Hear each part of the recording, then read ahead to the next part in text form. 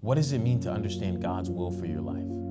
Because, if you're anything like me, you've heard Jeremiah 29:11 so many times. I have plans for you to prosper you, plans for good and not evil, to give you a future and a hope. Like, you've heard that plenty of times. You're like, man, what does that mean? How do I understand God's will for my life? Well, let me tell you. See, in Romans 12, verse 2, it says, don't copy the behavior and the customs of this world, but let God transform you into a new person by changing the way that you think. Then you will learn to know God's will for you, which is good and pleasing and perfect. See, God lets you know the will that he has for your life by once you let him in so he can change you from the inside out. He wants to change your mind and change the way that you think, because before, when you were in a sinful life, you had this mindset that you were accustomed to.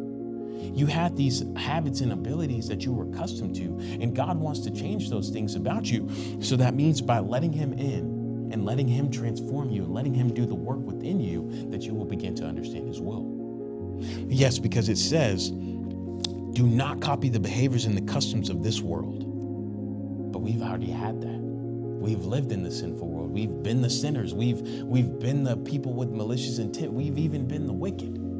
So he needs to change our mind and change our life so we can understand the good plans. Because yes, like Jeremiah 29:11 says, I have plans for you, good for not evil, to prosper you, to give you a future and a hope. Yes, that's true, because it aligns with verse 2. Hey, God's will for you is perfect.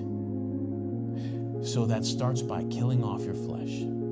Letting your flesh go and be like, God, I give you all of me. I want you to transform me from the inside out. I want you to make me into a new person so I can do the things that you are called me to do. Because new requires new. A new version of yourself is required to step into this new season of life that God has for you.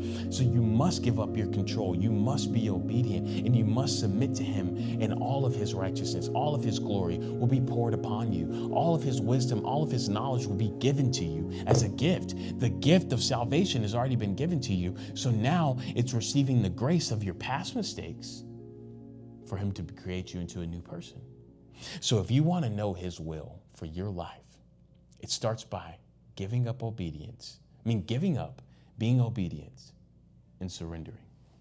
I love you. Have a blessed day.